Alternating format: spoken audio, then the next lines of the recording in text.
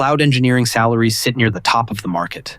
$150,000, $170,000, sometimes $180,000, and occasionally higher, which creates a clear perception. That cloud engineering is a direct path to high income. And in many ways it is, but only up to a point, because cloud engineering does not scale the way most people think. And that difference changes everything. Cloud roles sit close to infrastructure. They manage environments. They configure systems. They ensure availability. They keep systems running under pressure. And that proximity increases their importance. Because infrastructure is not optional. Everything depends on it. Applications, services, data, internal systems. If infrastructure fails, everything fails. And that creates a very specific kind of visibility, not just technical visibility, but organizational visibility, because the impact is immediate and measurable, which is why cloud salaries rise quickly. Early in the role, value increases fast, because companies need stability. They need people who can manage complexity. They need people who can prevent failure. But that is only the first phase, because once systems stabilize, the dynamic changes. Infrastructure becomes predictable, environments become standardized, processes become repeatable, and repetition changes value. Because when something becomes repeatable, it becomes scalable. And when it becomes scalable, it becomes distributable, which reduces the need for expansion.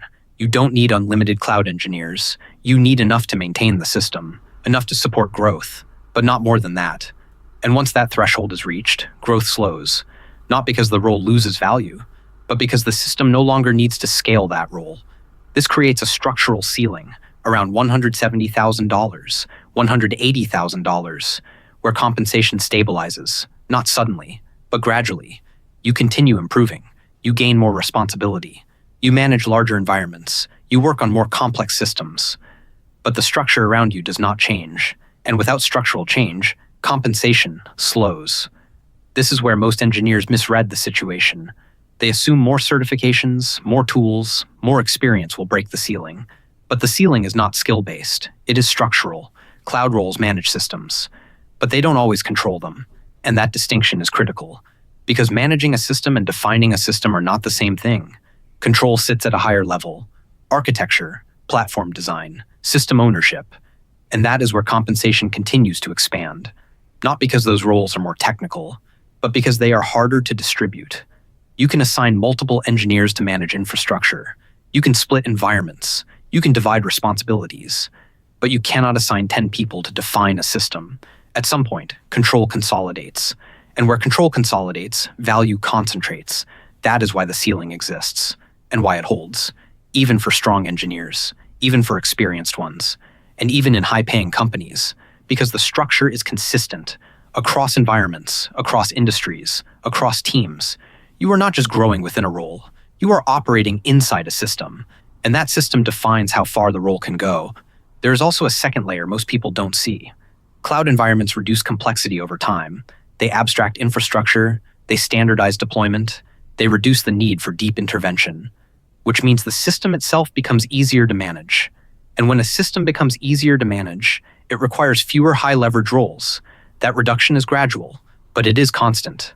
And it reinforces the ceiling, because fewer roles carry higher value, and most roles stabilize below that level. This also explains why moving companies often creates temporary increases. You enter a new system, a different structure, a different valuation, a different level of complexity, and that creates a jump. But over time, the same forces apply. Standardization, stabilization, distribution, and the same ceiling appears again, because the underlying role has not changed. Only the environment has. So when you see cloud engineering salaries near $180,000, you are not looking at a limit of skill. You are looking at a limit of structure, a point where scalability, distribution, and system design converge. And unless your position changes, that point tends to hold. You can keep improving. You can keep learning. You can keep expanding your scope. But the system determines how far that translates into compensation, which is why most engineers approach that level and stabilize around it. Not because they can't go further, but because the system doesn't assign that level broadly. This is part of what I break down step by step in the $200,000 system below.